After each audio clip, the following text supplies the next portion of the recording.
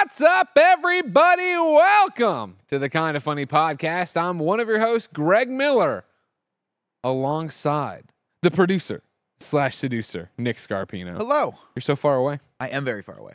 How's that sit? You like that? You like being far away from me? Oh, that's interesting. I mean, I guess I could have sat next to you. That would have made it easier. I thought, any way you slice it, Tim's not here. So there's a gaping hole in our hearts. And so it's going to be obvious no matter where you put it on the set. Fair enough. You know? Do you miss Tim when he's not here? Man. I feel like we're in such a weird spot. Like, doesn't it feel weird just to be talking to me on camera? When's the last time we did a Kinda Funny podcast together? Because it feels like it's been 3 weeks. It probably hasn't been. I know the disaster cast happened last week. We did the disaster cast last week. That was super fun. Shout out to everyone that came out to watch a 22-year-old movie or however old Armageddon is. That was pretty fun, yeah. But when's the last time I was on a piece of content with Tim? That's Tim's even harder, yeah. At least you streamed He's hard to nail down. He's always taking meetings, talking to the Jeff Bezos of the world, the Rocks of the world. I'm talking to Rock left. We're gonna get Terramana on tap here. Oh, that'd be incredible. Let's talk about that Hispanic heartthrob, Texas treat, Latino heat, clicking heads, ripping them to shreds, the globe trotting, head shotting, rootin' tootin', 3-point shooting, nitro rifle from Twitch.tv, Andy Cortez. What's going on? And I'm glad you're both here, experts from across the aisle. What's going on with The Rock? You remember when The Rock was the fucking man? You know what I mean? Shooting star out of this world, could do no wrong.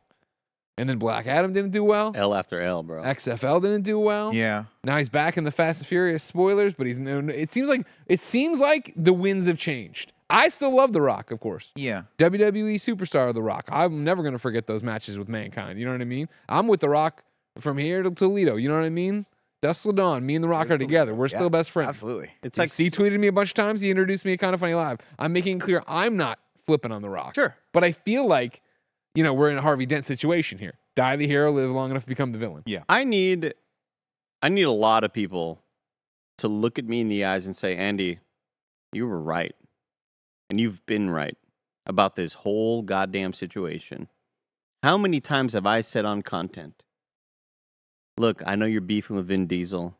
I know Vin Diesel's a weird dude. He's eccentric. He's telling you to act like, hey, I'm going to teach you how to act. I'm a little Fellini-esque or whatever it was that he was telling The Rock. And The Rock is laughing this off. And they're publicly feuding, Greg. And it's a whole disaster. And people are mad at each other, and it's like The Rock is out of Fast and Furious forever. What have I been saying for years and years? Hey, Rock, you don't need, or Fast and Furious doesn't need you. You need Fast and Furious. You need this franchise. Don't fucking scoff at this joke of a franchise. We know it's hilarious. We know it's stupid, but we love it. But that's where the fans are. You're going to go out there, and you're going to keep on making little side projects, and you're going to play the same role in every other movie, and they're going to fucking bomb. Young Rock bombed. XFL bombed. What else? Young Rock bombed, by the way. I don't know. Did it really? They canceled it. No. Yeah. That's the other thing. I saw something on my TikTok feed about a couple losses he had suffered. I knew about Black Adam. That's the one that was the thing. Well, I mean, it kept going around the clip of like, I'm all in on this. This is my whole thing, and like this is blah, blah, and then they didn't do well. And of course, and then he fucked up Henry Cavill's life too. It's the stories with him saying, I don't want to fight Shazam on camera. Yeah. Shazam isn't popular enough to fight The Rock on camera. I want to fight Superman, right? But let's not act like Black Adam is this complete anomaly in The Rock's career. Look at all the other standalone stuff leading up to this that have happened. You need this franchise, Dwayne. Yeah, you need the Fast and Furious. With the exception of like the Jumanjis or the movies that I think back and think, okay, that was an interesting, fun movie that I'd go back and watch again if it was on the HBO Maxes. I can't really name a lot of Rock movies that I'm thinking are like standalone Rock movies that I really care about that came out in the last like 10 years. I guess when I think of Jumanji, to me that's like an ensemble. I know The Rock is like larger than life, but if it was a bunch of 3-name random dudes, that'd be one thing. But it was Jack Black and it was Kevin Hart. You know what I mean? Yeah, but I think that's where The Rock sort of can thrive right now. I think the big telling thing was when he did Hobbs and Shaw, and it just didn't do as well. It wasn't as well received as we had all hoped it would be, myself included. Like I really wanted to like that movie. I really wanted the Fast and Furious franchise to go back to finding that buddy cop dynamic or buddy, I guess, crook dynamic in this one, and it just didn't hit very hard for it. It does feel a little bit like a step backward to have The Rock back in Fast and Furious, largely because that Such a 10 public was breakup. Such a public breakup. a big public breakup, but it was also that the franchise is, let's be honest, it's kind of run its course at this point. Like I know we're Fast getting and Furious, it's over. yeah, we're getting 2 more, and we're getting another, I think 11.5 or whatever it's going to be. That's going to be something else. That's going to be the Rock standalone one. Yeah, and I think this is yet another opportunity for The Rock to sort of branch out and kind of not take advantage of the series, but kind of make it his own. But yeah, I mean, that was a criticism of mine a long time ago. Right around the time Skyscraper came out, I was like, what's he doing? These movies are very generic. They're not very fun. There was the Ballers. That's something we liked in the last I decade. love Ballers. Yeah, Ballers. But I mean, I'm a sucker for Ballers because Ballers is just entourage with sports, which is it's always going to be a ridiculous level of fantasy fulfillment that HBO does very, very well. And I did like that a lot. I liked him in that a lot, and I think he got an opportunity to stretch a little bit of his acting chops that he normally doesn't get when he's brooding and or charming, which are his 2 speeds in most of his movies. But it's I mean, his movies I guess they probably still do really well overseas though. If I had to guess, he's making money hand over fist. So at the end of the day, How did League of Super Pets do? Because that was one Ben loves. I've enjoyed my time. Really? Yeah. Let's look it up. League of Super Pets. I stayed away box from office. League of Super Pets for a while. I was like, I like cartoons. I don't know. I think I want to say I watched that on a plane. It's on Air Canada, or it was on Air Canada. Yeah, I don't want to misspeak because I don't remember it at all. I know it's the either movie. I incredibly enjoyed the forgettable- movie. I'm wondering Oh how no, it did. I did watch it on plane. It's where he has to break out of he breaks out of the dog pound like Kevin Hart's plays Batman's Yeah, dog. Yeah, it's cute. Yeah. I don't know. It probably didn't great, but It did a domestic of 90. 207 Oh yeah, worldwide. international. So worldwide, Did bad. $207 million. Bombed. That's bad. Well, it cost $93 million to make. Is that what that budget is? Oh, it's domestic. Sorry. How much? What's the budget on it? I can't see that far. I'm going to see assume the budget budget is at around all. 100. I think they got rid of budgets, unfortunately, okay. on here, so it's hard to tell. I'll tell you what. As a video game kid, trying to talk to you movie people, I never know what's going on. Because it was the other one. Last week was, oh man, The Flash is gonna race to an $80 million opening. Awesome, that's great. And then everybody's like, oh man, it only did $66 million. I'm like, is that bad? And it's bad apparently. That's real bad. Worse than Black Adam. Which was pretty shocking. Yeah. And I think especially shocking because this was the first DC movie in a while where I felt like I was laughing with it and not at it. I think DC's done a lot of damage to themselves, where they have made themselves not must-watch TV, right? They're not like must-see, I got to go to the theater opening night and check this out.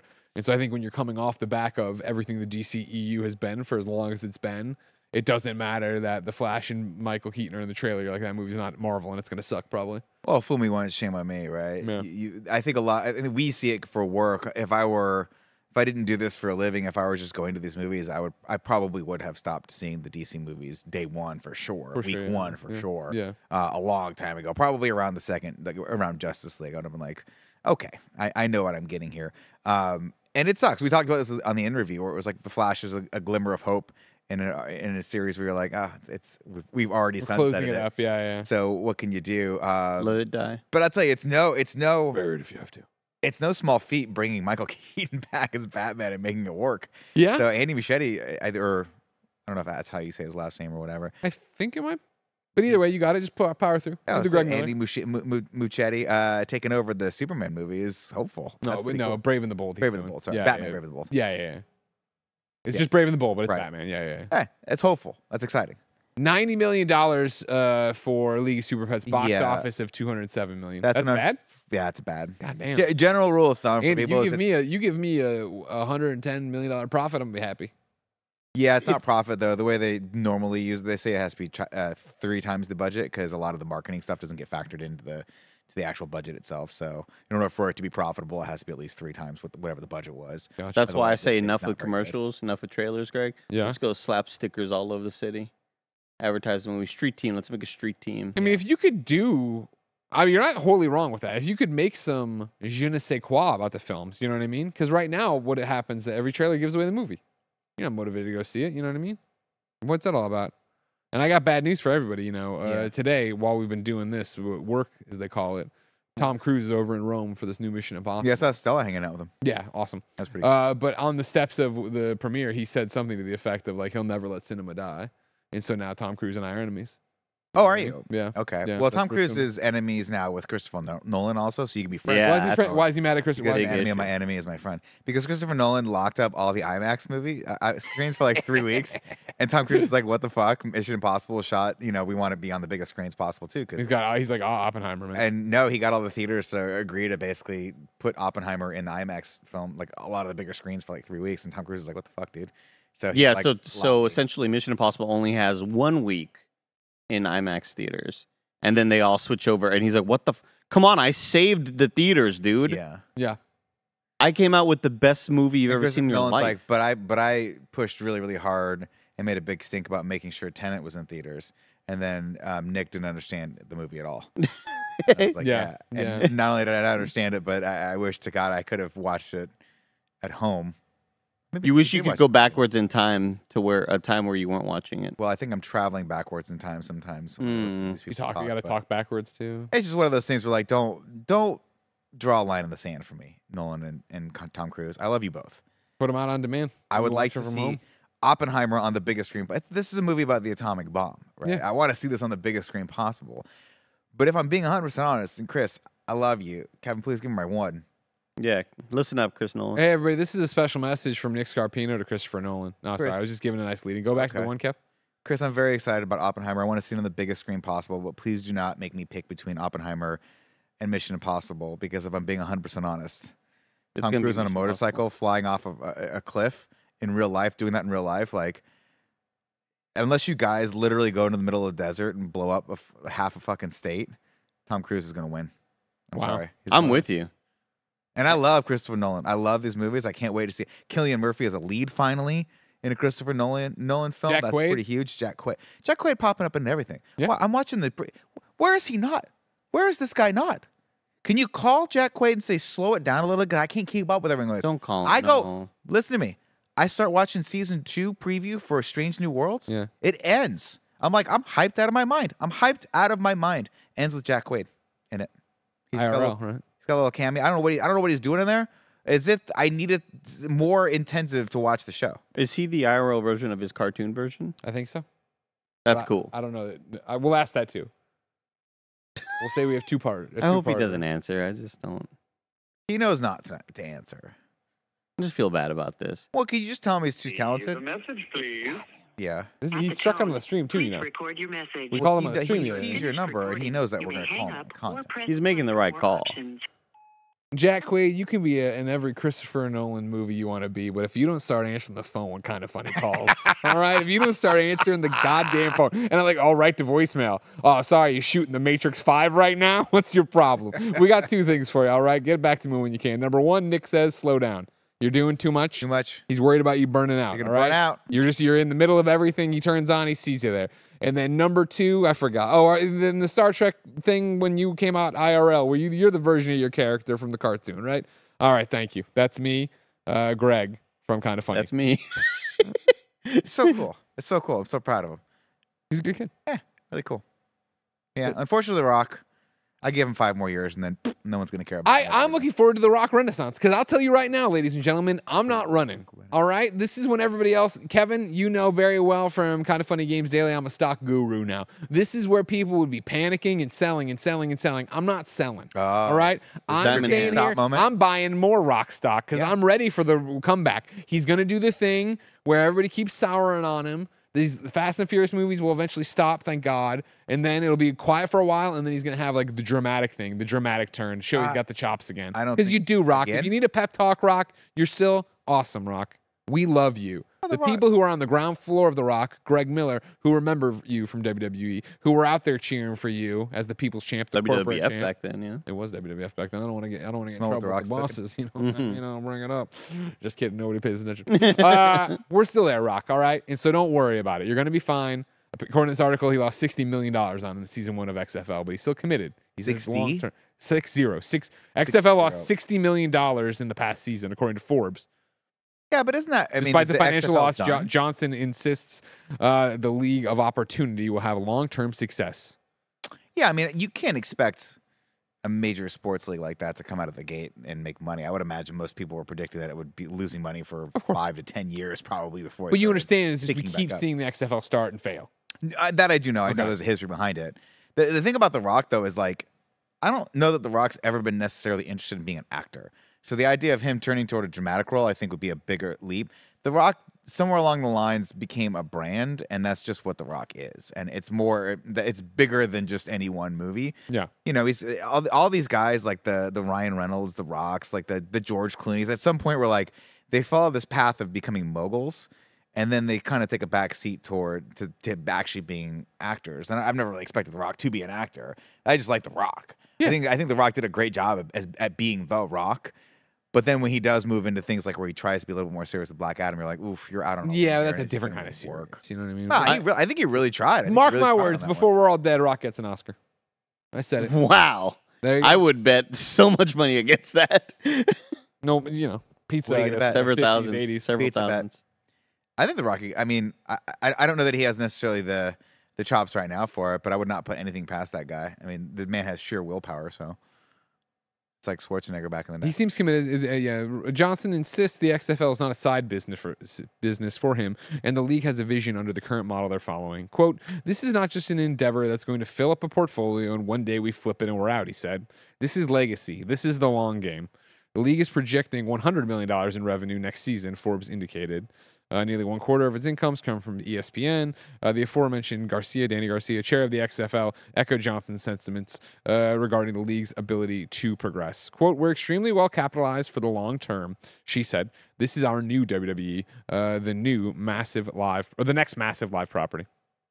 The problem with this, though, is that there's also the Fan Control Football League. Yeah. There's the AFL, which is the American Football League, run by, I think the older Manning, like Peyton's dad, Okay.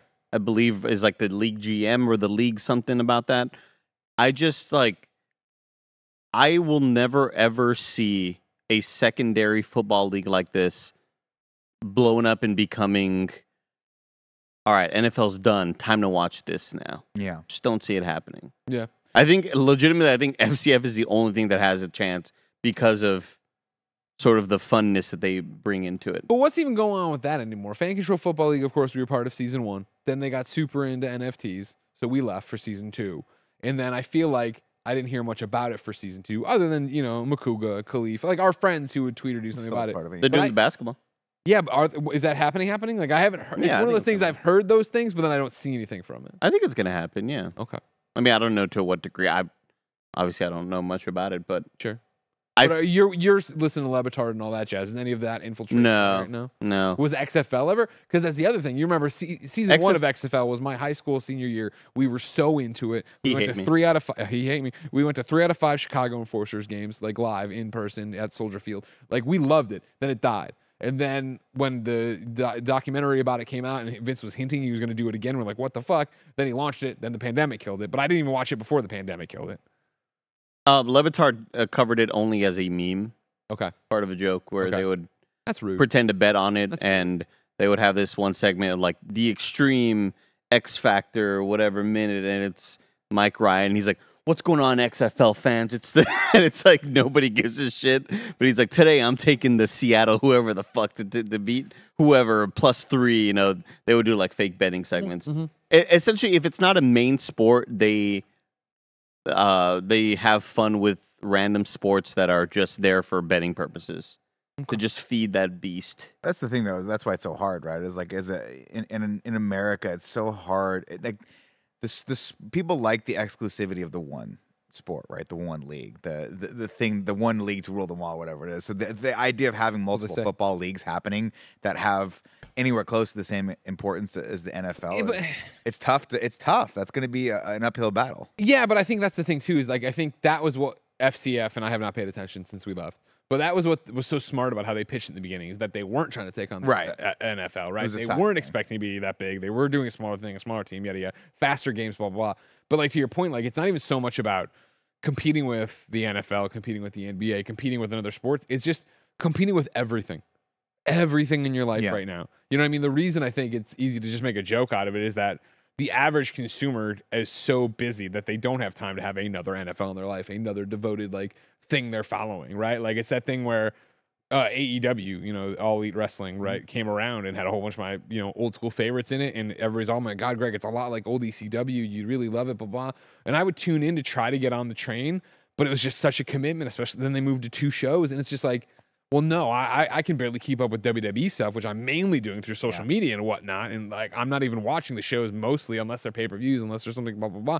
Like, I can't even fathom jumping in. And like, as a kid, like I would have loved that, right? And back in the heyday of it being like, all right, cool, there's Monday Night Raw, there's SmackDown, there's the Sunday Night Heat, which I would watch, there's pay-per-views. Again, that's all WWE, yeah. And if you wanted to go WCW, I'm watching ECW. Like, I can only imagine now having, 3 AEW shows weekly with Collision now, the 2 major WWE like, there's wrestling all the time, which sounds great. But even then, if I was high school Greg, who was so into wrestling now, I'd be so into video games. I think even right now, I'd be like, well, I'm not going to watch AEW tonight because I want to go play whatever I want to go play. Yeah. Let alone go out with your friends, let alone see a movie, let alone keep up with their shows, let alone read comic books. Dude, so that's the weirdest thing about me. You mentioned movies. Like, I mean, granted, our lives are different. We see a lot of movies. We see like at least 1 movie a week for work. And that's probably as many movies as normal people would see outside of work. But I was thinking about this the other day. I was like, what would it be like just to like go to a movie for fun? Like Saturday night comes around, you call some of your friends up. You're like, you gotta like people still do that, obviously. What would it be like? Here's what I'll trade you. And I love this conversation. What would it be like to not know anything about a movie, to not have seen a trailer and done a frame by frame? And I mean, woe is me. Our jobs are fucking amazing. Thank you for them. We love it. Don't get me wrong.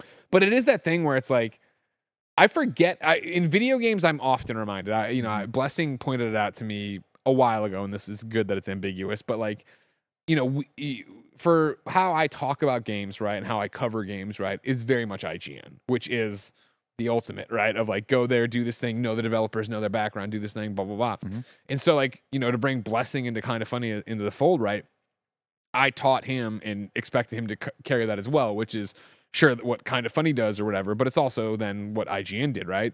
And he went on a podcast a while ago. It's not a recent one at all. And he came back and he's like, man, it's crazy how I don't think about it, but how we talk about games versus how that podcast talk about games, right? Where it is like you're on the same page talking about something and then you make a very insightful comment like, oh, I didn't even know that. You didn't know that their last game was this and there was this fallout with the publisher or whatever the hell it was, right? Yeah. And it's the same thing of this. It's like when Poe will hit me up and just be like, man, did you see the trailer for The Flash? I'm like, yeah. Do you want to know everything that's been happening for the last decade about that movie? That's even not a great example because the well's so deep. But like anything, right, of any of these things. Did you see this reference or that thing and this thing? And did you know that happened? It's like, yeah, The Flash is a little bit more, a little more difficult to talk about. But yeah, there are lots of movies where they'll come out and I'll be talking even with just a friend group, a circle of like comics. And I'll be like, did you see this movie? And I'll be like, well, here's the thing. Like I always have like just so many different ways of looking at it, depending on which way the conversation's going. And I'm like, they just go see the movie and it's either good or bad. Yep. Forgettable or fun or whatever. And that's it. They don't come back and they're not catching the line and the theme and like all this other thing. Yeah. I also never felt like I would until we started doing an interview and like really that stuff started getting driven. Well, it's but it's the same thing coming home. I'm going to go in 1 second. Yeah. The same thing coming home at night where I get there and I turn to Jen and I'm like, so did you see this Marvel trailer or this thing? And she's like, no. Like I had a job, I was at my job all day, which is video games and great. But like, I'm like, oh well, I've watched all this and consumed all this and talked about it. Yeah, I mean, the internet, YouTube has turned a lot of people, has given people a much bigger vocabulary for movies, which is really cool. So now even when you talk to people that it's for the most part, you talk to people, you start getting into it, people understand a lot of the stuff. But there is a part of me that kind of misses not over analyzing and critiquing or trying to find those aspects of like how I apply a critique or how I apply like my standards to movies. I miss those days when I used to go like the Irvine Spectrum, which were like, we're gonna wait in line for the new Jurassic Park movie or whatever, go see it, and it sucked, and you're like, whatever, let's go get drunk. Yeah. That's how it's gonna go. I think about that all the time. Well, not all the time, but a lot of times of like, back to being in high school, and it was just a foregone conclusion that either Friday or Saturday, and oftentimes both, you would be at AMC Cantera 30. Yep. And you were going to go see whatever the hell it was. If it was rated R, you're going to have to ask Michael Bryan's sister to go get tickets and wait, you know what I mean, to do them. Michael B. Yeah. Somebody go there to get the tickets. Pray they aren't checking IDs at the door. Right. You know what I mean? Be Which prepared. they never were. Because what you didn't realize was it was some kid that was only like 5 years Oh, old. I do. They would check them, and I would be like, you're Did not they? even 17. I used to get to rated R movies when I was a kid. My mom would just fucking walk me up, and then she'd buy the ticket, and then once the ticket was bought, they just wouldn't care. Yeah. I'd be like, my mom's in there. They're like, all right, cool, let the kid in. Yeah. Yeah, I don't know. That I do miss those days. I mean, obviously my life is pretty great right now, and I get to my social life is comedy most of the time on Fridays and Saturday nights. So that's different. But I do miss the days of being like, you had the group. Oh yeah. And it was, what time are we seeing the movie? And then you'd have to go get there early to get tickets because there was no buying tickets. Or you'd have to go up to the box office, wait in line. At the box anxiety of trying to get seats together, the anxiety of how crowded it's going to be. What are you going to do? And then what? Yeah, you're late a little bit. So you're like, do we get the popcorn? How's that whole thing gonna work out? It's fun though. It was. I mean, I don't miss it though. It's like I am nostalgic for it. The other day I was driving around somewhere and I think I was driving to work and I made a tweet about like, shout out to everyone who's nostalgic, or every Chicagoland kid who's nostalgic for ECW VHS tapes, Q101 on the radio, and whatever the hell else I put in there. And it's like, for some reason, it was like a little bit of a rainy day, and I was listening. I wanted that kind of Q101 90s alternative music, so I put on a playlist on Spotify. And I was like, God, this takes me back of driving all the way out to Naperville to go to my friend's house to play No Mercy, to watch these tapes, to hang out all night eating Cernix pizza. Yeah, to me, I'm not necessarily nostalgic for the hassle of it all, like the sheer volume of of wasted time that you would spend in lines. Andy, it was a lot of lines back then. You don't understand. You're too young to understand the lines. No, I know lines. But I do miss the simplicity of it all, right? Where it was like there wasn't that many more options you had available to you at 16 years old on a Saturday night. It wasn't like we could all be like, oh, are we going to the movie? Or are we going to get on our gigabit internet speed, and play games with each other all night? We didn't have that shit when I was 16. If I wanted to play games with you when I was 16, I have to take my computer over to your fucking house and have someone way smarter than me figure out how to make a LAN party happen. Spoilers, that shit took till 4 o'clock in the morning. You get one game and then mom would come pick you up. Yeah. That'd be it. But I do miss those times. It was like, I think you just had more time to breathe back then, Yeah. That's all we're doing. It's a push and pull, though. I agree that it feels that way. But as I look at Ben, you know what I mean? Coming online here, he's about to be 2 in October or whatever. You plug him in. Yeah, exactly. Johnny Mnemonic. But like, I wonder what his life will be like in terms of those grade school memories, those junior high memories, those high school memories. Because I still do believe he's going to feel like he has so much time. I think that's just a kid, right? Like, for me growing up, like, I don't even know if growing up's the right way to put it, but like throughout my life, you'd hear the phrase time is relative. True. And I remember being a kid and really not comprehending what that meant, right? And like now that I am 40 and have Ben, and Ben is such a, the fucking little grocery store sponge you put in water, like it's bigger you just close your eyes and it's bigger kind of thing. Yeah. Like, I see time passing through him faster, let alone my own life. But it is that idea of like, I remember, to the relative thing, right? Like, I remember being in grade school, probably 10 or below, right? Probably below 10. And, mom would drop me off at Grandma Miller's to go get her hair done. And I had separation anxiety, right? So I'd be like, well, how long are you going to be gone? She'd be like, oh, well, 2 episodes of Batman the Animated Series, which is an hour, right? Yeah, like and I remember that felt so long. You know what I mean? And like, back to the relative thing, right? Like, when you're young, you have lived so little, so few years that like you count your baby's for a baby is months, right? But then even as you get to a kid, like your birthday's such a big deal. All the stuff that your Christmas, and not to mention like when did you become cognizant and really have a memory of any of this stuff? So like an hour seems like a long time because you can count, if you really wanted to count easily how many hours you've been alive, right? Whereas when you're 40, an hour is gone, right? Like days are gone. Today was gone. Literally from the entire day, but did the show with Jill for Games Daily, came off, immediately had a text message from Jen of a thing we got to deal with. We're all fine, don't worry, but like a thing we got to deal with and it's just like you blink and it's like, oh shit, I'm almost late to the podcast. You know what I mean? Of like that, and it's like for me, it's the car rides where it's like I'll be in the car excited to go to work, and then I'm back in the car driving home like, how the fuck did this? Yeah. What the fuck just happened? How did that happen? You know what I mean? Yeah, I can't tell if that's a good or bad thing because I feel that sometimes too. I think for the most part it's good. Like I'll have those weekends that'll just go by when I'm hanging out with D, and you get there and you're like, God, it went by so fast, and I can't tell if it's just that life speeds up when you get older because you start having a real hard sense that like, of your own mortality. I'm not saying I'm you know, it's like that. I'm only 43. No, I hear you. A lot of time left, but you start thinking like I have these moments where I start thinking to myself, wow, this is just a really like on Saturday I took a drive with D, went out to Napa for lunch. Nice. And we were sitting out in the sun, having lunch, just enjoying ourselves. And I'm like, this is a wonderful moment in my life. And then it's gone. You know, Oh, yeah. It's like, oof. See, and I think for me personally, and Andy, I want you to chime in because I know me and Nick have just been going back and forth. I apologize.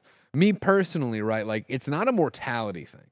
I don't think time speeds up and feels like it moves faster because you start worrying or thinking about your own mortality, even though I do here and there. But like, I think it's just the responsibilities or whatever of being an adult. And I think because my comparison to a kid would be, man, I can't wait for Katie King's birthday in 3 weeks, and you get so excited to go to leaps and bounds. But that was just like, you know, the Discovery Zone. And I figured as and much. you feel like it takes but you a could year to also get made and it's that thing where it's like, oh my God, it's 2 Wednesdays from today. And it's like takes forever. And like with our lives and our careers, I remember, you know, it was GDC or E3 or this or the big review or that. And now I just feel like there's so much happening at any time that every day has a tent pole. Like, I can't wait for Secret Invasion, but then the game, then we're gonna have Final Fantasy, and then we're gonna do that, and we just did E3, and then it's gonna be reviews, and it's like because that's happening so fast, you look and it's just like, how is it June? How is June almost over? I've seen more and more people describe how time passes as an adult versus you being a kid. Yeah. Because of the monotonous nature of the 9 to 5. Yeah. And how, as a kid, not only were you not full of those life experiences, but there was always random shit that you could look forward to, and then summer vacation hit, but you felt like it would take Christmas a is so far goddamn away. year to get. Yeah, like now it feels like E3 is always around the corner. Yeah. Yeah. And I think that, like, you know, for us, it's still going by fast, even though I think we have the best jobs in the world. For sure. But it's still going by incredibly fast because of the nature of the 9 to 5 Routine. the watching watching a couple movies a week, playing as many games as you can so that you could talk about them on the review. And then by the time you know it, it's like, that game came out when? I feel like that game came out 3 years ago. It was in fucking March. What? Yeah. I just feel like that's part of the nature. Koji, Do you think it's we'll see. Do you think it's that, or do you think it's like so? I had dinner with my friend the other day, and I was able to go over and see his new house. He's got 2 kids, great boys, and they're boys. They're like, you know, they're 2 brothers beating each other up. Sure. They're just causing havoc constantly, right? And then one of them looks over. I mean, they've got a Switch. Screams over and goes, "Dad, I'm so bored." And my friend leans over to me. He's like, "They got everything." Yep. They got everything, Yep. every video game, because he spoils his kids. They're great kids, and he's a great dad. Yeah. But he wants all the things for them that he never got a chance to. And he's like, yeah, put them in front of him. He limits the time amounts, gives them he's like a whole system where they earn credits and stuff. They can go play his games. Pretty cool, actually. Genius. But he was like, they got everything, and they're always bored. I can't remember the last time I was bored. And you know why it is?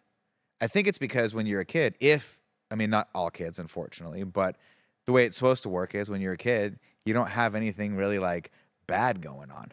Sure. And so I think a lot of You only have the sweet, you don't have the only have sour. the sweet, you don't have the sour. So I think a lot of why it's always bittersweet for me to spend time with my wife is because I know that something during the week is going to be challenging. It's going to have to pop up. I'm going to feel drained. I'm going to feel that. So when I do have those wonderful moments of like catharsis or That respite like to these just, meditative moments where I realize I can stop and just enjoy my life for a second, it's so fleeting because I know that something's coming down the pike that I'm going to have to take care of. Yeah. So and that's what it means to be an adult, you know. But I also think being a kid, you know, me and my brother didn't always have access to the Super Nintendo. That was always that make sure your homework's done first, not on the weekdays, only on the weekends. Yeah. So you felt the boredom back then because you wanted to do that thing, but it was taken away from you. And now we have so many consoles to play, so many games to play, so many things to watch that I'm never like sitting in bed thinking like, I wish I had something to do. There's always something to do that I can do. More oftentimes than not, I'll just kind of lay in bed and swipe on TikTok. But yeah, Jesus. That's the problem, right? So now I start thinking to myself like, you have an infinite amount of things you can do, but now you have to be discerning about what actually means something to you. Yeah. How do you have quality? How time. do you spend that time quality wise? That's one of the reasons why I never really picked up TikTok, because I'd hear people talk about it. I'll never forget. I heard Gia talk about it. She's like, you got to get on TikTok. I was like, what's so good about it? She goes, oh, like I'll get on TikTok at 11 o'clock and I'll start scrolling through. Before I know it, it'll be 2 a.m. And I'm like, that sounds like a horror movie. Yeah, That sounds fucking terrible. Like, you don't realize that 3 hours just passed you by. You're like, she's like, no, but it's really entertaining. It's fun. And, and I'm like, I don't know. I just, that sounds like it's like an invasion, like, or someone's taking your mind away from me, which most social media does. Yeah, for me, like I enjoy TikTok. It's not, I get on it, I'd say daily into some regard, but not like, I don't do the binge sessions usually all that long, but I have been known to.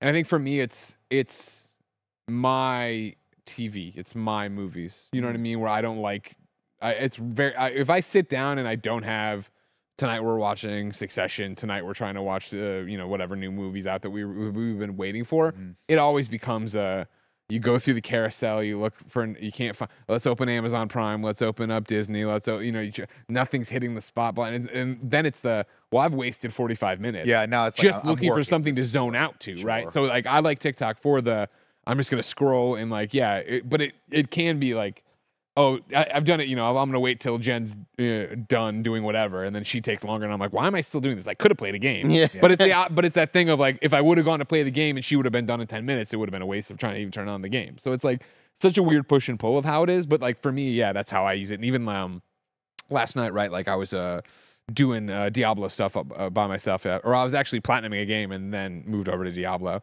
And so both of them are ones where it's like, I don't need to be like engaged with the story anymore. I've already beaten the game I'm platinuming, and then I was doing this. So I went to my TikTok bookmarks where I had bookmarked a whole bunch of like longer form stuff I wanted to actually listen to rather than just scroll through for the quick joke or whatever. And so I was just listening to that, and then I check off the bookmark, scroll.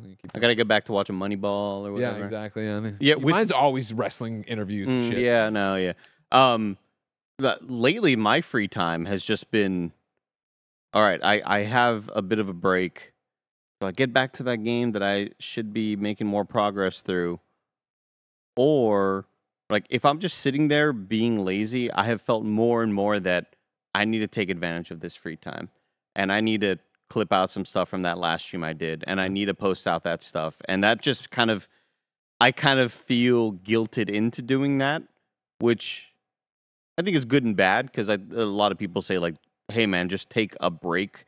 Not to me in general, but just like in general, relax. You don't always have to kind of feel like you're on that grind, mindset or whatever. But I think it's kind of like a blessing and a curse that I feel in those moments. I need to be somewhat, I need to be productive. I need to be productive. That is in these definitely moments. the thing about it, right? And I think, I know you're talking about clips and stuff, so it could be either your stuff or our stuff, but it is that idea of like, no matter what the business, whether it's with KindaFunny or on your own Twitch, right, is Andy Cortez, where like you doing something funny with Nick and breaking that out still benefits you, benefits the company too, and even you doing your own personal. But it's like that you're back to the mindset of when we started KindaFunny, right? Of like, we can work ourselves to death if we want to. You know what I mean? Like we can. When you own the business and it's your thing, there's always more to do. There's always something else to do. And so, that was, I remember, a hard thing to get over in the beginning. Yeah, Dee's helped me out with that a lot. She's like, if it helps. Sprays you with the water bottle if she sees you working. I get the computer, she sprays my head. He scurries up to the event. No, she gave me a good piece of advice when she was like, you should program in your downtime. If you feel like you need to be productive all the time, program in downtime so that way you still feel like it's planned, but you can enjoy it and look at it more as like you're resetting, you're re-energizing, recouping, and then you can go forward and actually be better. And it's true, man. Like, if you have a good weekend where you get solid sleep and relax and have good quality time with your family, you come back energized and you bring it to the set with you. It's just good. 100%. I'll tell you what, man. This Sunday, had one of those days where I always tell Tim, like, normal people wake up at 9 and go, oh, I got my full Saturday or Sunday ahead of me. Oh, thanks, homie. But for me, it's usually like 11 a.m. Yeah. Right? That's right. Woke up at 11:30 a.m. That's a good one. And I was like, wow. Here we go. Let's start this fucking day. The rooster that I had given a lot of NyQuil finally woke up. and man, I started cleaning the shit out of my room. I'm just like the clutter fucking freak. I can live amongst clutter, and I don't like that about myself. This is always a thing that my mom would tell my dad, we got to pick our battles. Okay, he's not a drug dealer. He's not drinking at an early age. He's not like a troublemaker. He's just a messy kid. And my dad would be like, oh, but I fucking hate it, because my dad and my mom are like the neatest people you ever meet. you go to my house and it is like, if there's one thing out, my parents be like, what's all this? It's like, what do you mean? There's one thing on the ground. Dude. So like my room, complete mess. I start cleaning the shit out of my room. I put on my little mask. Oh, Don't want wow. the dust. You know? Yeah, I get really, really dusty and get sniffly and stuff. Doing all that stuff, I'm like, Clorox wiping all the wooden stuff, and I have all my figurines. I'm like, let me figure, oh my God, it was such a great Sunday. Yeah. Throwing out all sorts of shit I didn't need. And what I usually do in those moments is I also get a trash bag and just, what shirts am I not wearing? Because there's a lot of them. Let me get a bunch of shirts. T-shirts am I not wearing? Let me get a bunch of shirts and jackets that I know I'm not going to wear. Throw them in there. Do not keep this like clutter that you don't need. Now, if you walk into my room still, you'd be like, are you sure you clean this? But it is like, I had a few beers once I tied it up. It's a big improvement over what it was last week. So I'm very, very happy with that. I love that feeling. Thank you. I'm right there with you, man. Like, for whatever reason, 11 o'clock seems to be like the hour that when I wake up, I just feel best. On a Got the Saturday whole and day ahead of me. Sunday. I woke up, which was early for me, but late for the majority of other people in my life. I woke up at 9 o'clock on Saturday to get in the car with Dee, and midway through the day, she like went into a boutique, and I sat down in the boutique, and I swear to God, I nodded off for a second. She was like, listen, I can tell you're tired and you're trying to hide it from me, but I really appreciate that, and I really appreciate you like spending the day with me. I was like, no problem. Came home at 5 o'clock. I think we got home at 6 o'clock, straight to bed, woke up at 8:30.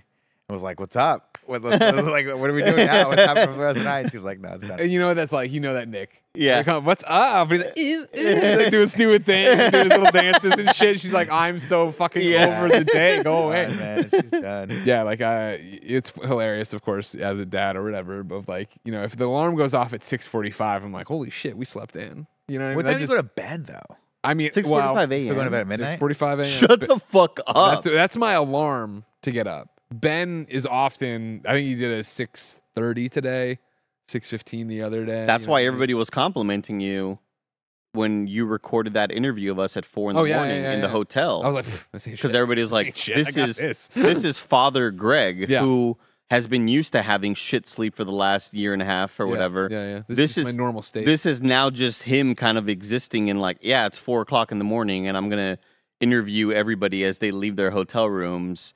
And Mike looks like he's about to fall asleep during the interview. The goal every night is midnight. That's the goal. To stay away. Midnight is my bedtime. You know what I mean? I stole a page. I was once played. It sounds even more ridiculous. I was playing Sea of Thieves. I played with Phil Spencer, and we got to 10 o'clock, and Phil's just like, "All right, bedtime." And I'm like, "Really?" And he's like, "Yeah, every night at 10 o'clock, no matter what." I go to bed. I sign off. I'm like, "Damn, that's dedication." Yeah. So I eventually got to a point where it's like midnight is as late as I can go, or there will be problems. But I often fall short of it, and fall short in that you go past midnight. No. I mean, like, I don't. If I'm fucking tired, I will go to bed. You know what I mean? If there's not, I need to play something for work, or I'm behind on something, or I just want to, because I forget what it is, and I need to chat. If you know it and you've seen it go around on the internet lately, let me know. There's a phrase for when you are. Oh, I know. Push exactly through, and it's like you said it the other day. Yeah, it's like you're doing this in spite of exactly. And it's like because fuck you. This is my time. It's like what productive people do, because you've been so scheduled the rest of the day that you get to a point you're like, I don't care that I'm tired. Like, this is mine. Exactly. It's like it's my time. I'm playing the game I want to play. Yeah, I do that all the time. But it was second wind. No, that's not what I mean, Anthony. I understand what you mean there. That's not necessarily what I mean. I mean, no, it's when you should go to bed at 10, but you go, screw it. I'm staying up 2 hours long. Right. It's my time right now. And so like I try to do that a lot, and it often fails where I'll nod off or whatever. And like there was what would it be? We worked. Me and Tim did 12 days straight of work where we did. Oaks weddings is it depression? No. Tim and I did, the 5 days, 5 day worked a week, and then we did right to SGF, and then we came back and did it again. So like you get to Saturday, right, and that's the first day off in 12 days or whatever, and which I don't recommend. We made sure the kids all got days off. We tried to break it up, but it was like, got to keep the minds going. So we, me and Tim came in and did the shows when we tried to give everybody else a day off. so I'm trying to I'm making the point that crunch is bad, and we try to make sure crunch doesn't happen by leading by example. I'm taking Friday off, and Tim's off today, kind of, or whatever. He had a day off. Doesn't matter. Anyways, don't try to fucking get us. We'll get you. What I'm driving at is like Saturday. Then is like, and you mentioned earlier, like how you went on the offensive. Yeah, I'll fucking kill you. You try to cancel us, I'll cancel you. Right out of you. You go to Jason's try. I'll fucking come after you. You down. Write it down with him here. I love it. You know what, Cool? You get me a Coke. Let's have man, holy shit. But Go yeah, until this is my midnight. third one of the day, which also tells you how tired and stressful there today you has been. Anyways, though, Saturday, first day off, I truly appreciate a calendar and a sleep procrastination. Thank you, Joey Noel. I appreciate a calendar. I appreciate a schedule. You know, thank you so much. That's not the term I was thinking. Getting Ben and having him in my life, has been great in terms of a schedule because it You is kind of have to adhere to that one. 6 o'clock to 8 o'clock on a work day is Ben time, and then it's run to work and work all day, and then it's run home and be dad for a little bit, be husband for a little bit. If Jen goes to sleep because Diablo's not out yet, I get to play games by myself. If Diablo's there, we play Diablo to sleep. It's great, and then the weekends are full on family man time, right? Where it's like I love that. I love seeing you do that. Ben goes down for his midday nap, sneak off to do chores or play video games, and then at night same thing. Anyways, though, Saturday, powered through, did all the family stuff. We had a great time. We did all these different cool things as a family. Went to the zoo, had the whole shebang. Came here, did the photos with the billboard or whatever. Had a great time. Saw that. But then that meant no nap time. I think played games during it, right? And then did the rest of the work, whatever. Revenge bedtime procrastination. That is it, 100%. And then, did everything else, and then finally got downstairs. All I'd wanted to do in the selfish video game side of me was play Diablo with Jen. Jen and I love Diablo. We're playing Diablo, split screen. We're having such a great time. Got down there at like 8:30, maybe 9, but I think it was like 8:30. And then it began. I'm on the couch, like the eyes are shutting. I'm scooting up to the front to play. Jen keeps yelling at me in boss battles to heal. She's like, "What's wrong with you?" And I'm like making up lame excuses. We're running through the hallways, and like my character just stops, and she's like, "What?" And I'll be like, "Oh, I'm looking at your character. I wasn't. I'm fucking browned out." And finally, she just caught me dead to rights. Control. Like, "Are you asleep?" I'm like, "I've been fighting for a while." I'm fighting another boss battle over here. Let's just finish this quest line and go to. And it was 9:30. 9:30. I was like, I'm done. So I had to get that. But like then yesterday, I took an hour-long nap in his nap period. And I was up till 11:30 playing games. Yeah, I try to do. I'm the opposite, obviously. The D, like she's one that goes to bed really early because she has a pretty healthy relationship with sleep. She's like, I'm tired. I'm going to bed. I'm like, well, that's weird. Yeah. Why would you do that? That's so strange. Why not just plow yourself with caffeine and just push through until 1 o'clock in the morning? Then you can't sleep because you're so tired and caffeinated that you start getting like anxious about everything happening. I have been ahead of you. workshopping in my head how to introduce when I give Ben his bath at like 6:30 a cup of coffee. Like because Jen will not let it fly. No, if I pour an espresso at 6 o'clock, she's like, "You have a problem." Like, I gotta get through this. I gotta get this au naturel. I'll be honest. I love coffee, and I had to stop drinking like caffeine past like 4 o'clock because I would just stay up till you start playing Warzone or something like that with the boys, and you're up till 2 or 3 o'clock in the morning. You and I have done that before, so I'm like, okay, we got to work backward with this problem. How am I staying up this late? What stimulant am I using? Caffeine. Let's back that off. But every now and again, it'll be like 5 o'clock, 6 o'clock, and I'll call D on the way home. Like, I'm thinking about going by Starbucks for like a cup of coffee, maybe a pumpkin like loaf or something like that. She'll go, you know what? I'll get in the car with you. And if it's a Saturday night or a Friday night, every once in a while, I'll get her to push through that window, and then it's fucking slumber party time. I love that. It's what movie are you watching? It's 1 o'clock in the morning. She's online shopping for something. I'm cracking open a CZ. Hell yeah. And I'm like, you're in my fucking world. That's a good now. time. Dude, that's the thing of like, it. obviously Jen helps people publish video games. She loves video games, but she doesn't love video games the way like I love games or whatever. Yeah. So like it is like Haley's Comet when it lines up that we're both like obsessed with a video game. And like Zelda was good, but even Zelda, like, it's such a, like, solo experience. Like, we'd play next to each other here or there, but, she'd turn in and I'd go play something for review, which is always in the way, too. So the fact that Diablo, like, has been, like, boom, it's been so fucking choice of, like, get the text from her in the middle of the day, right? Not sex, Diablo texts. I'm just like, I can't wait for Diablo. And I'm like, way less physical work. Exactly, right? And then we get down there and we play, and, like, it's...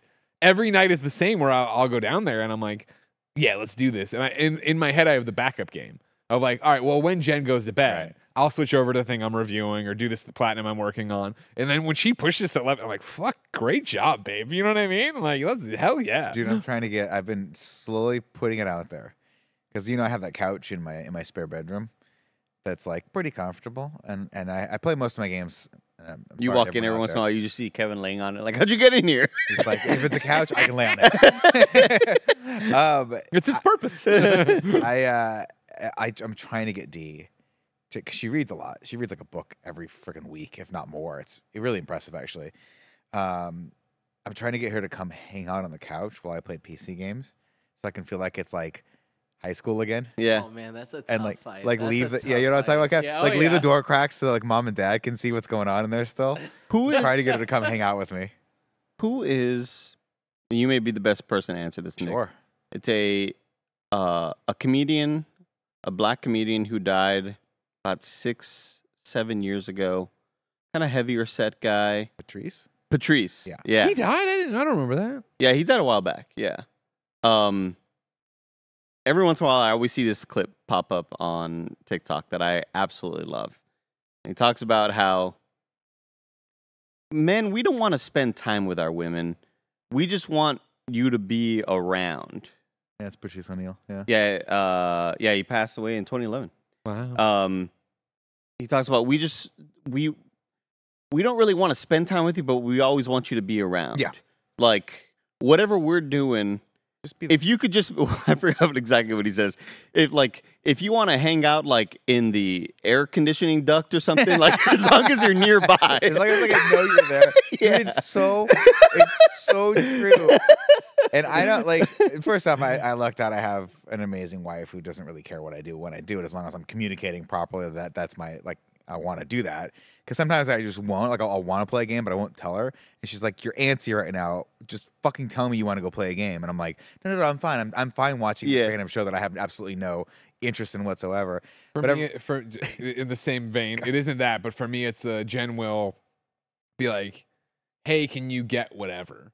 And I start moving to get it, right? Mhm. And then she repeats it, and I'm like, "I'm getting it." She's like, "We didn't say you're getting it." I'm like, "That's a pretty goddamn Yeah. good point." Yeah. You know what I mean? Like, you didn't sense me moving to get the thing you wanted.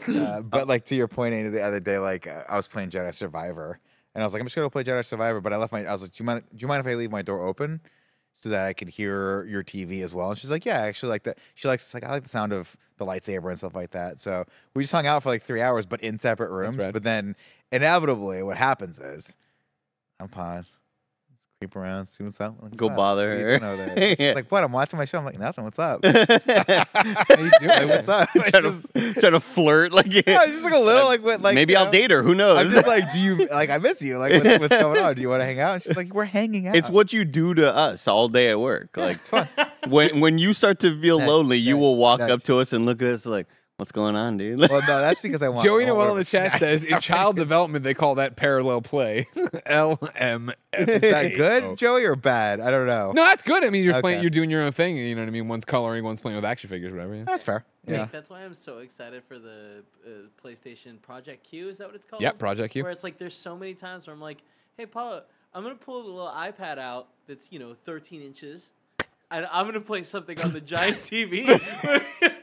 We hang out and you watch that and I do the TV. Dude, it's so I'm funny. so in for the opposite. I'm so in. oh, and the opposite is why I love remote play and why I use remote play so much. But it's also the funny thing of like, You just reminded me of the clip from the is Snowbike Mike Andy's friend, oh yeah, best friend. Like that clip just reminds me of Mike. The remote play thing. It's still so funny. I have told the story for years, obviously, that when Pinkerton dropped from Weezer, I had just bought an SNES for the first time and played Mario World nonstop, listening to Weezer on repeat. What a time. And so now when I play Mario World, I think of Pinkerton. When I listen to Pinkerton, I think of Mario World. I've discovered that I fucked myself with Grey's Anatomy because Jen's been binging all of Grey's Anatomy. Oof, that's a long road. It's very long, and I've been enjoying my pop-ins, but I was reviewing Dead Island 2 during it. So now when I'll come in the room and I'll sit down, and I'll be on my phone and it's Grey's Anatomy going, and I'll be like, it feels like Dead Island 2. Like, I want to play Dead Island 2 so bad right now. You just don't know how this would go. Yeah. Oh, that's nice. Ladies and gentlemen, if you didn't know, this is the Kind of Funny podcast. Each and every week, 4, sometimes 3 best friends gather on this table, each coming to talk to each other and catch up. If you want to catch up with us, you can write in for free at kindafunny.com/KF podcast to be part of the show. And then, of course, you can head to patreon.com/kindafunny. On patreon.com/kindafunny, you could be watching live just like Murders with Mertens is, DG Mayer is, and King Rabla are. Of course, if you're watching, be part of the chat. Chat it up. I already see you doing your thing. You're having a lot of fun. Yes, this is an intro 55 minutes in, Gary the Third. Of course, on patreon.com/kindafunny, you could also get all the other podcasts ad-free. You could watch them live as they were recorded. Of course, you could get bonus episodes like Greg Way, which went up today, right? Cool, Greg? Hell yeah, we got a Greg Way up, Kind of Feuding, and all the rest. And then, of course, you could get a bevy of other bonuses like cool exclusive merch each and every month, only on patreon.com/kindafunny. However, if you got no bucks tossed our way, no big deal. YouTube.com/kindafunny and podcast services around the globe each and every week for a brand spanking new episode. Hey, and speaking of patreon.com/kindafunny, here's a word from our sponsor. This episode is brought to you by BetterHelp. It's so easy to get caught up in what everyone else needs from you and never take a moment to think about what you need from yourself. I know this from experience, how often it just seems easier to care about others and to keep it moving. But when we spend all of our time giving, it can leave us feeling stretched thin and burnt out. Therapy can give you the tools to find more balance in your life so you can keep supporting others without leaving yourself behind. Some of my very best friends use BetterHelp and love how helpful it can be for learning positive coping skills and how to set boundaries. It empowers you to be the best version of yourself. If you're thinking of starting therapy, give BetterHelp a try. It's entirely online, designed to be convenient, flexible, and suited to your schedule. Just fill out a brief questionnaire to get matched with a licensed therapist and switch therapists anytime for no additional charge. Find more balance with BetterHelp. Visit betterhelp.com/kindafunny today to get 10% off your first month. That's BetterHelp, HELP.com/kindafunny. What a great, oh no, I gotta, we said, housekeeping hasn't happened. So I got to say thank you to our Patreon producer, Nathan Lamoth. Thank you, Nathan. And of course, tell you I kind of screwed that up. I guess they were brought to you by BetterHelp, but you must have known that because you just listened to the ad. You just watched the ad. What a great ad it was. It was. It was a phenomenal ad. What do you got for me now? Look. Here's the thing. When I sat on this couch, I told Greg, oh, we could finally tell our stories like about Summer Game Fest. And I know like Tim isn't here, but Tim was like, well, has a boat passed on that? Has a boat passed? I think the boat has not passed. Because I have not been able to speak about my LA stories. Can I tell you why it hasn't passed? Okay. Some boats are classics. You know what I mean? You think about the classic ships, the Queen Mary, the Titanics, the ones that we could talk about. The Niña de Pinta de Santa Maria. There's a boat in this office that I will watch sail for the rest of my life. That is the Snowbike Mike boat. Sure. I know there's a Snowbike Mike story in here someplace that I haven't heard yet, and I'm champing at the bit here at Andy. So I'm gonna have to stop it right there, Andy. Go ahead. Are you Look who comes crawling back, Jack Quaid. Am I live? Yeah, you're live this time. You didn't screw it up. Oh, yes. Oh, yes. It's a big honor in every young boy's life. Oh, yeah. I listened to about half of your voicemail before calling, so I don't know what this is about. Nick says he sees you in everything now. And so every time he turns on anything, you're on something. So he told you to slow down. That's what he was saying. Thank you, Nick, for looking out for my mental health. I just want him not to burn out.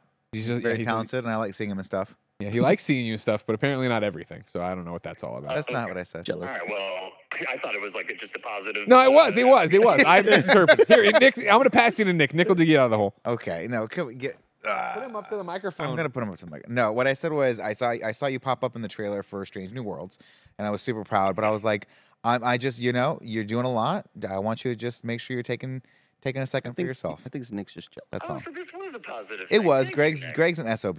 Okay, I don't know if you understand this or not, but he's kind of a dirtbag, and you should just, maybe don't answer the phone anymore. And the other thing is the Star Trek question. I mean, I keep missing it, so I'm really happy that I get to be here right now. I'm Can at- people hear me, or is they it just can. you guys? No, you're on. This is going to be going on in the podcast. I've got you up to the Okay. mic, and there's a lot of live watchers right now that can hear you as well. So. Because technically, you guys could get away with like, let's get Jack Quaid on the phone. Oh, here he is. And be like, what's that you say, Jack? Kind of Funny is your favorite YouTube channel? I mean, I'm probably going to say that anyway, but But is that true? you can totally get away with it. Greg's wondering Yeah. if that's true. Can we actually pull that Oh, quote? man. Okay, perfect. I'm It's gonna up there. It's Back of the definitely- box it's at review. least top 3, top 5. wow. Okay, it's going out. That was top 3. This guy goes on 2 episodes of podcast, but outside we fall down. We fall down. All right, I'm gonna hand you back to Greg now. The second question was a Star Trek We're question. gonna do it here. Jack, Andy's got a question for you. I'm passing. Andy. Hey, Jack, what's it's Andy. The other question that we had was, is your character in Strange New Worlds the same character as the one from the animated show? Yes, it's the same character. So it's cool. still Bradward Boimler. But there's some crossover shenanigans, and I can't explain how exactly, because, it's 2 different time periods. Lower Decks is, I believe, 2380, and Strange New Worlds is 2260s. So there's some shenanigans as to how we come together, but it's a very fun episode. And yeah, it's the same. I'm playing a character that I typically voice as a cartoon in live action, which was so fun to do. That's so cool. Jack, thank you for your time. I'm going to hand the phone back to Greg, and God bless you and everything you do. Same to you. All right, Jack. Before we let you go, Rahul Kohli. You ever heard of this guy? Oh yeah, actually, I just watched Midnight Mass for the first time, and he's good. excellent in that. He is as really is good. everyone, but his part's so awesome, and he does so well with it. It's so good. I was just gonna point out that when he had one of those top 3 podcasts, and it was a bunch of people from Funhouse, and so he let them come up to the set of iZombie one day. So I'm just saying, maybe you let us come up one day and see the boys. You know what I mean? What's it gonna hurt? I mean, I would love What's that. it gonna? What's it gonna hurt? His career? And visit me when I'm in Toronto. So can we make this happen? Yeah, 100%. We'll come visit you whenever you want to. But not Yeah, Andy we'll and get Nick you- because they made fun of me for asking. Right? No now. bullshit. Kevin and me are in though. No. We'll get you in a scene where like blood is dumping on a crowd, or maybe some other fluid. We'll see. Yeah, That'd be exactly. fun. Yeah, have a penis Whale eat me sperm. or something. You guys are crazy. Yeah, man, we crazy. All right, we'll talk to you later. All right, guys. All right, Thanks bye. for having me. Oh, Bye, anytime. Jack. Yeah, Love you you. got to come see the studio. So whenever you want to. I want to. I really want to. Congratulations again. It looks awesome. Thank you. All right, we'll talk to you soon. All right. Bye-bye. Later, buddies. Bye. Bye. It's one of those so things where, busy. like, What if we like? I would never do a set visit because I would be worried that we'd fuck it up for him. You know what I mean? Yeah. I sit on the wrong table. I'd get in the way. Of I get in the something. way of something. I pull Yeah. a plug by. I'm like just trying. You know me, not paying attention. I pull a plug. The whole thing goes. That was the one plug for the That was camera. it. That was Yeah. it. Carl Urban quits Damn. because of that. Right. And they go, why? And they say, Carl, why did you quit? He goes, hey, governor, I quit because some bloke over there, 5'8", 5'9", 5'10". I can't remember how tall he was, but he was actually pretty taller than you think he would be in real life, governor. He pulled the plug of the camera. It's like, fuck, man, again. I got to be the guy that ends the coolest show on Amazon. Brings up a good question. Does it? Well, I wanted to talk. So let me get this straight. You want to share SGF stories I just an wanted hour into this podcast. Kevin hates me so much. You know what I mean? To, You Let want him to spend talk. 15, 20 minutes doing all these amazing stories. You want to do 15, 20 minutes on these amazing stories without the 3 other people that were there. I mean, I don't have to tell every one of them, but I would love to just make Nick laugh a little bit I'd like to laugh. with just some stuff that. Greg, when you had The a thing kid is, like, and can you I- came back, you wanted to tell everyone the stories, and you got your Yeah, and you Yeah. wouldn't No, let you guys me never asked be me. in the I delivery sat down. room. Nobody asked me anything about Not that. let me be in the delivery room like I Yeah. asked. I said, I regret that to this Yeah, I mean, how cool would it have been? Scotches, you're doing great, Jay. He's literally almost a little. So you can't smoke it here.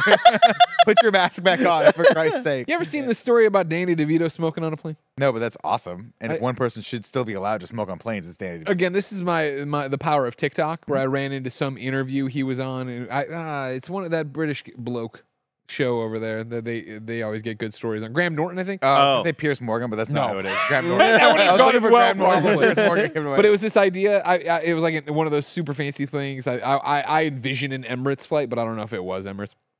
And Danny DeVito got a little bit drunk or whatever on a nice scotch or whatever, and so he's like, I really want to drink. I really want to smoke a stogie. He used to call it a stogie. I really want to do that. So we asked the flight attendant, and she's like, "There's not that many people on the plane. Like maybe like whatever." And she asked the captain, and the captain came out, and he's like, if you want to, and I don't know if he says this is true because the story was like, is this a true story? And he said Yeah. yes, and he told it way better than I did. But he was like, the captain was like, I'll tell you what, if you can get every single person's permission on this okay. flight, then okay, fine. And so Danny DeVito went through the entire like flight, the entire thing, asking if he could. And he got yeses from everybody except the one other guy who was in first class. I guess there was other people, whatever, in first class, but he was asleep. And like, yeah, you got to wake that guy up. And he wakes this guy up. He's like, "Excuse me, sir. I'm Danny DeVito, and I want to smoke a stogie. Would you be fine with that?" And the guy goes, "There is no way I am letting you smoke a stogie unless I get to smoke one with you too." Fuck yes. Yeah. That's And it's so like cool. that still sounds such an illegal thing with FFAA and all these things, but I want to believe that. I want to believe that Danny DeVito is as down to earth as he sounds in interviews. Like I watched that Arnold Schwarzenegger documentary. Have you seen Yeah, you this talked one? about. No, I've seen it on my thing, but I haven't clicked it. It's long, but if you're a Schwarzenegger fan, if you lived through the '80s and you like Schwarzenegger, it's worth it. But they talked to Danny DeVito about twins, and he was like, he has a great quote where he's like, you know, that movie really resonated with a lot of people. I mean, according to my bank account, it resonated with a lot of people. It's just like he just seems like a fun guy to hang He out does. with. What can I Speaking say? of a fun guy to hang out with, what story do you want to tell? Yeah, Here? So you're all Well, I so mean, about you're so SBF. hell bent on not talking about what But happened a here's the fucking thing. week ago. Here's Like, what the thing. fuck? Should we wait? Because you know, here's the thing, guys. No, but we're gonna miss the boat's gonna be even gone even You just further. said than it Greg couldn't was go saying. back. We're already swimming to the ferry at this point. We Listen, tried to all I jump hear it, is you it's guys not using working. recycled bits. Because on the fucking nice little post show we do, me, Mike, whoever else had a great conversation about how bad Mike was in the movie theater. Then you guys just recycled it as soon as he came into Oh, the that was stream. so funny. We What nailed post it. show? When Mike came in with the pizza and then left 5 minutes later.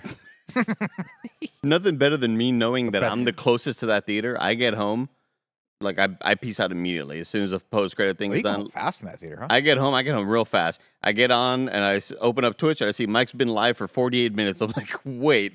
And I was like, oh, how are you home already? He was like, oh, I left the movie theater. God bless. Didn't get his junior mints left. Here's Mike. I love him. I just accept Mike for who he is. Would like to get him to get glasses, but with your help, people, I over on fucking Twitch.tv, this is kind of lost we're gonna get it. Mike's glasses. Today when I was like, I don't even know what I did. I looked over at the screen to check how, and I looked at it and I'm like, what is it? The stream goal? The stream goal, take Mike to the optometrist. Look, it's the only way he'll take care of himself if we make content out of it. It's a win-win situation. Here's what I'll say, right?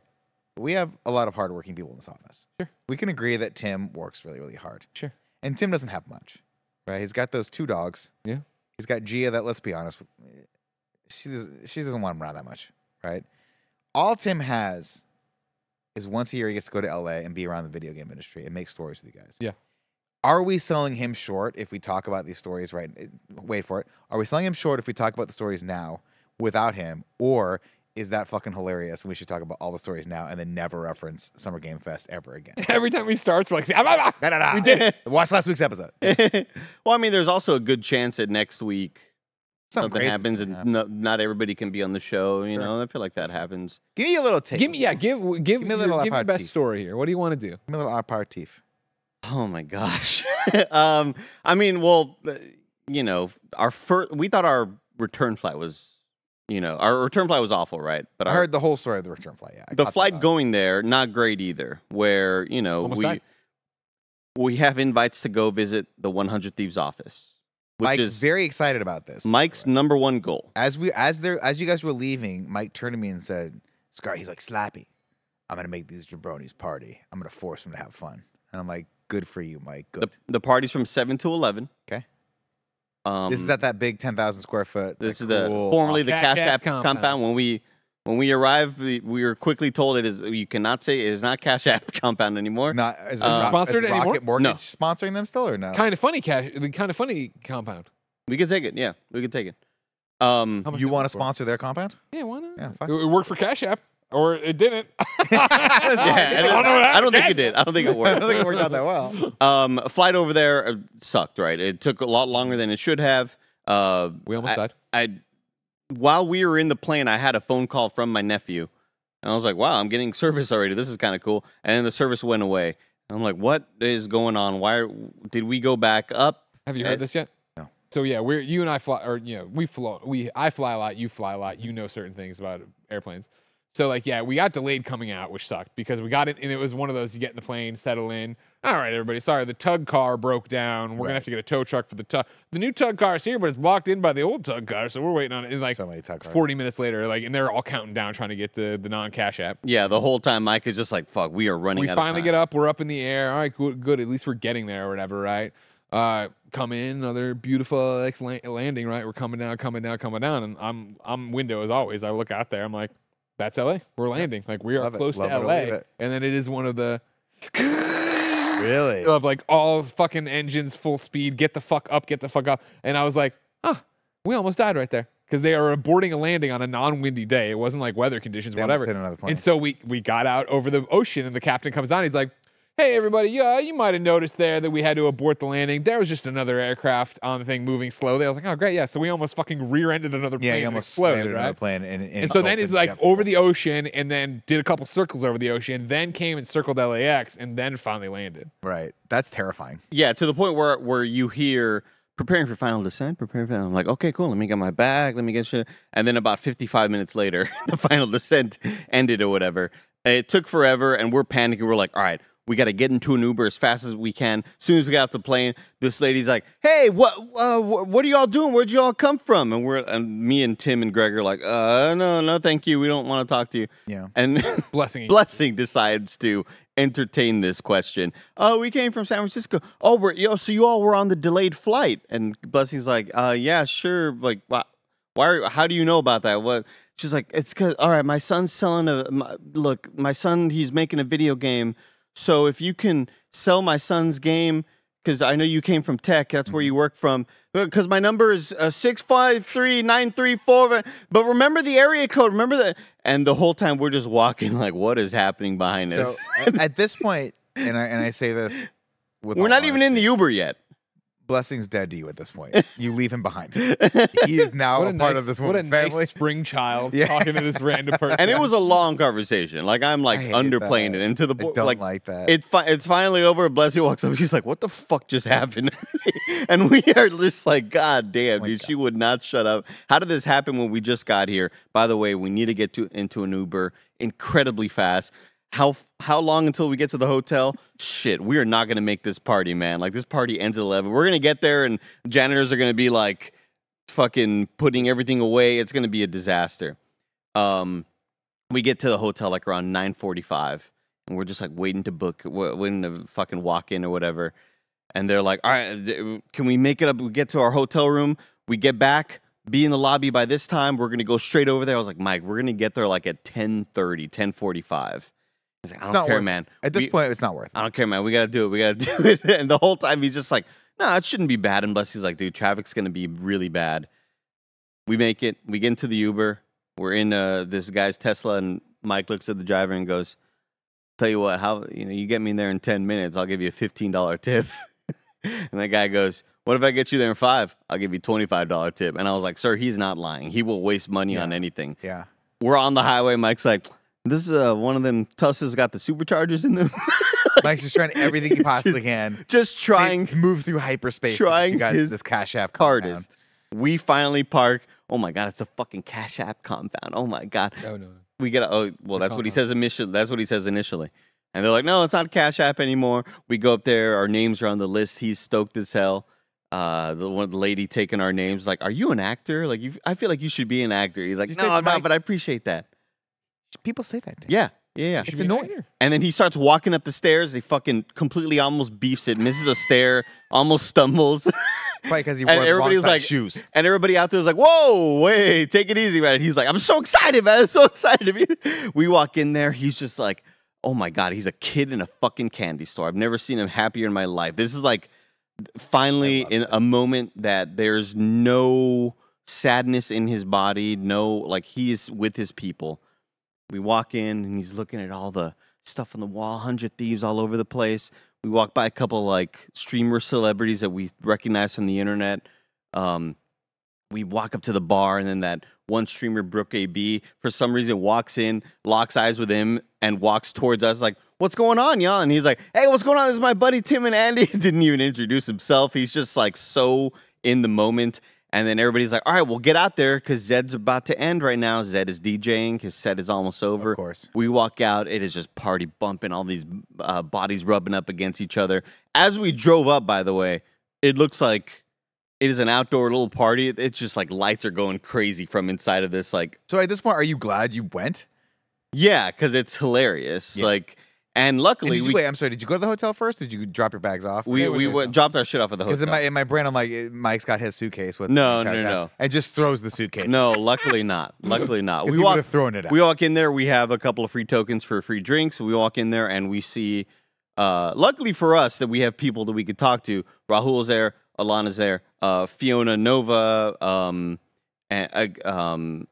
Oh my gosh, there's so many people that we ended up like hanging out with that we know from the industry that are more aligned with us in terms of like age. Mhm. Everybody there was like, you turn your eyes and you see a hot 23-year-old. Like everybody's 23 and everybody's hot and just like super influencer, right?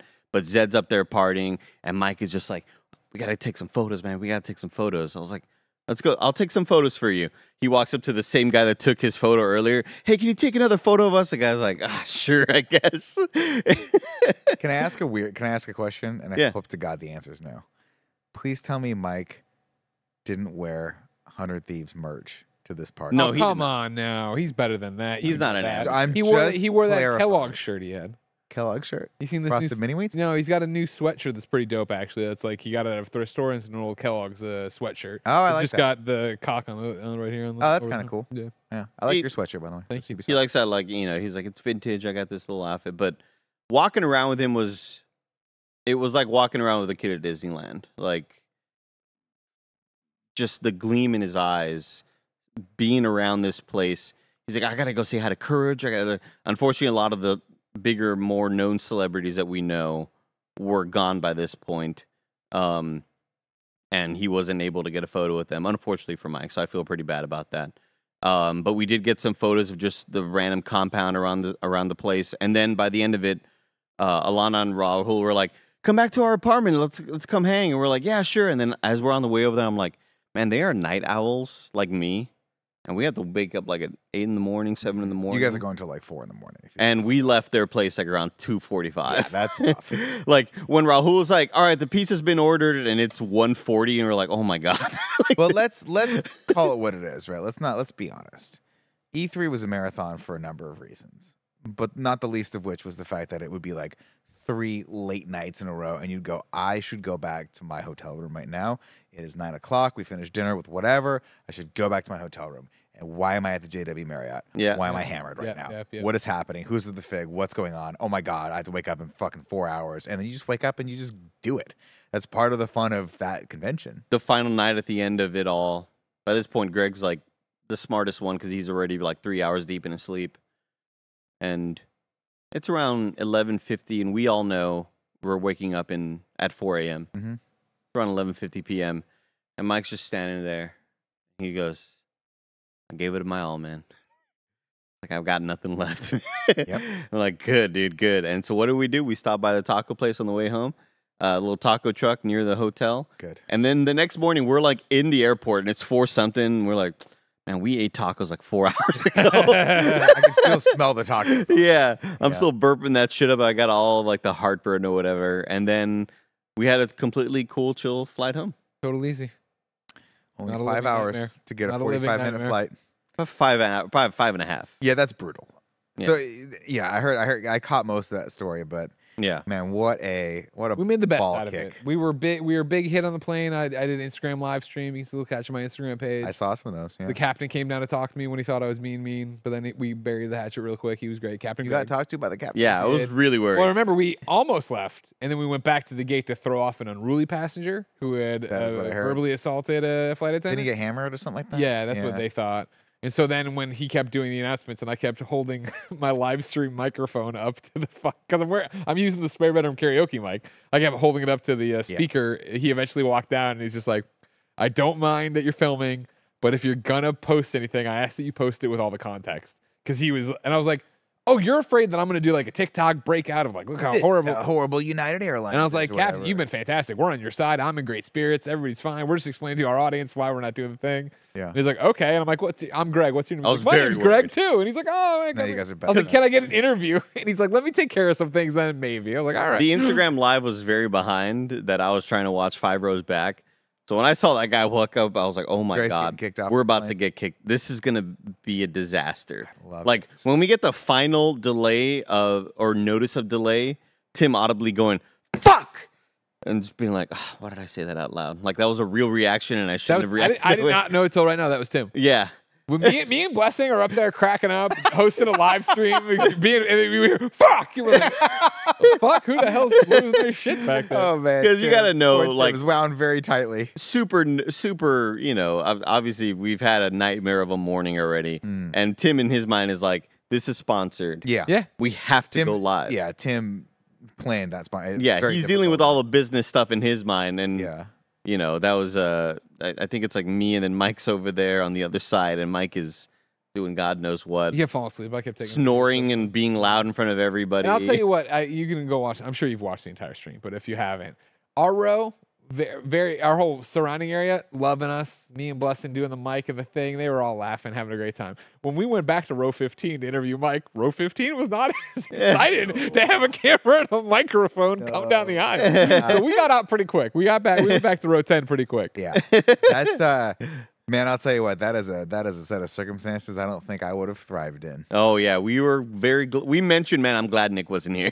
Yeah, that would have this been. would have been really There's added just stress. yeah. There's just a lot of. I would have been more stressed out for Tim because I know Tim has to like.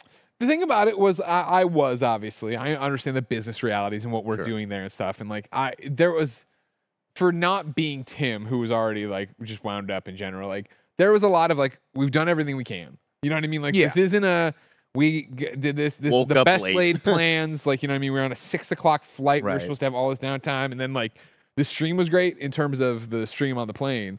And then when we got here, again, I know I've said it a couple different times at a couple different places, but shout out to all the fucking Kind of Funny best friends who came to watch with us. Oh no. So many people said, I'm going to wait. Other people came to watch it again. Our numbers were as good as they were for SGF on Thursday live, which is insane. Awesome. Yeah. Yeah. I mean, and to be fair, I think Tim just takes a lot of pride in like when we have a sponsor that's like, Oh, I mean, even he wants to remove- show up for him, right? He wants to Remove make the awesome sponsor, like, right? Like, this is the traditional, this isn't traditional, the He wants to be there for classic, the audience also. the classic example of how in the beginning of Kind of Funny, when something would go wrong, I would have a mental breakdown because I was trying to establish the company in a way that like you could rely on us and we knew what we were doing and we're a real business, right? So like when something goes wrong 8 years in like this, it's not catastrophic because it's like whatever. It's like, okay, cool. Like, as I'm putting up tweets about it, I'm like, ugh, like I know, not even in a negative sense, I know that IGN, GameSpot are going to see this. Yeah. And it's like one of those things of like, we aren't them, obviously, all 11 of us versus these two giant organizations that are backed by, parent companies and hundreds of employees and stuff. So it is that thing of like, ugh, I don't like looking like we don't have our shit together, especially when we went out of our way to have our shit together on this and it still fucked us. It's tough. Yeah. But again, But shit happens, and IGN's again, well, and it's the thing. Oh, no, totally. And it's, their Ubisoft stream went down while we were doing ours. nice flex. No, I talked to Pear about it at the farmer's market yesterday. I ran into Pear. He's like, "Did your Ubisoft stream fuck up?" I'm like, "Yeah, it did, but not like yours." He's like, "Yeah." No, it's just that idea of like, it was a classic. This is why we're Kind of Funny. Hey, this thing has gone down, and we will go live now to fuck around with you for an hour until we can get out of here, Right. make it part of the content, right, and then get back here and everybody's chilling, everybody's cool. Yeah. We had a I'm great proud of you guys. We had a great night doing the hanging out with Giant Bomb and doing the Giant Bomb Couch, which Yeah. is always a yearly tradition. And it was cool doing that for the first time. And Mike got really, really lit. Like, We all did. just like, well, we were all lit, but Mike was like a different level of like, every time I turn him, he'd be, ooh, ooh, ooh. He's always doing like this little dance, let's keep the party going. Let's keep the party going. And they get into an Uber and then they can't leave because the door that's opened gets stuck in the sidewalk. And so they're like trying to go and they're like, wait, the door's stuck. So that was like a whole hilarious moment unto itself. And then we all get back to the hotel and they're already there before me and Greg got there. And they're like, we're keeping the party going. Let's keep drinking. We're going to go across the street. We're going to fucking party. And Mike's all like hyping this shit up. And then I see our friend Jake Baldino with tacos. And I was like, where'd you get those tacos? And he was like, oh, right over there at the taco truck. I was like, oh, I'm going to go get tacos. And Mike's like, let's fucking go. And Tim's like, Mike, what the fuck? You just said you were going to go with us to go drink across the street. And he was like, I'm going to get tacos. And then the whole night just ended there. So then we get to the taco truck, and I'm standing behind somebody. I'm like, I think this is Patrick Klepek in front of us. And sure as hell is Patrick Klepek. And then we are just, he is getting the full Mike experience because we walk up to the thing, and Mike goes, yeah, I'll take a burrito and 6 bottles of water. And Patrick is like, what the why do you need 6 bottles of water? Why are you like emptying all their stock out? Yeah. And he's like, trust me, when you're hungover in the morning, you're going to be thanking me because you're going to have all these bottles. Greg, when we left to the hotel, to the airport, I had about like 5 bottles of water in my room. He was so obsessed with these bottles of water. And then didn't he, at the end of the burrito, he went back there or whatever and got more water. Like he kept doing this. Well, he also bought a hot dog. More water. Jesus Christ. Mike was a character, and yeah, I ran into Klepek the next day, and I was talking to him like, I heard you met Snow like Mike. He's like, I couldn't believe it. I'm like, he's my Dan Reichert. It's the, you know what I mean? Like the things this guy hasn't done or hasn't eaten. You're like, what the fuck is going on? Mike, and the way his mind works. I mean, we work with a lot of very unique people here. A lot of you. I mean, I would put you guys up there as being fairly unique as far I'd agree as with that. the world is concerned. But Mike's on an island all on his own. Man. Sure. There's some of the shit he does. You're like, why? Like, why do you do any of this stuff? But it's inspired. It's just a positive, fun vibe to follow, man. It was I dropped a photo into Assets. Unless he's if the you Flash can throw that movie. up at some point. Look at how large this bag is compared to Blessing. And the fact that, like, the first thing I did when I got to the Giant Bomb set was put my bag that I also came with straight from. I had a backpack. And I just put it down on a table. Like, we're all there. It's like, and it's not like it's not. Blessing carried this gigantic SGF bag around. Like his fucking defibrillator was in it, his EpiPen was in it. You know what I mean? Eventually, he caught me taking the photo. He's like, "What?" I'm like, "Why are you wearing this giant bag? Just put it down. There's nothing in there worth it." But that's the problem with not stopping by your hotel to drop shit off. That was like the first thing I made sure I did was like, I'm gonna go drop my shit off. I don't want to be carrying all these little goodie bags that everybody tosses you. And that's the one goodie bag that I declined. Oh, also, we're leaving the 100 Thieves party. Mike's like, got a fucking hoodie. Let's go, baby. Got a fucking hoodie. We're like, oh, cool. Where'd you get this? Oh, inside. Yeah, I'm super stoked. Anyway, we're waiting for the Uber. We're walking to the Uber. I go, where's your hoodie? I gave it to some girl. I didn't want and every other free thing he got, he's like, I gave it away. I didn't want it. Does Greg know the story of Mike's, what was it, the goatee or the haircut? What was it? It was the goatee is definitely one of them. Yeah, the goatee is definitely one. I think that was the mullet where he had the mullet for one day and Greg didn't say anything. That was the goatee. Yeah, no, the mullet was one where Greg was gone forever. Yeah, you were gone for several weeks and you came back to be on the podcast, and like one of the first things asked on the podcast was Mike going, "I got a haircut. What do you think of it?" And so that was one thing, but the goatee was your response Mike, wasn't good enough, so he cut his hair again. No, well, the goatee was Mike. Why'd you shave the goatee and get rid of it? He's like, well, not enough people talked about it. I love it. Come on, you can't beat that. You can't beat it. Ladies and gentlemen, this has been the Kinda Funny podcast. Each and every week, 4, sometimes 3 best friends gather on this table, each coming to catch up with each other. If you want to catch up with us, you can write in for free at kindafunny.com/KF-podcast. Of course, then you should head over to patreon.com/kindafunny, where you can watch us record the show ad-free. You can hang out with the other Kinda Funny best friends. You, of course, can get a bevy of bonus episodes like Kinda Feudy Greg Way. You can get the other podcast a day before anybody else does, live without ads. And you can just have a good time supporting some good folks. If you have no bucks tossed away, though, no big deal. YouTube.com/KindaFunny and podcast services around the globe each and every week for a brand spanking new episode. Until next time, it's been our pleasure to serve you.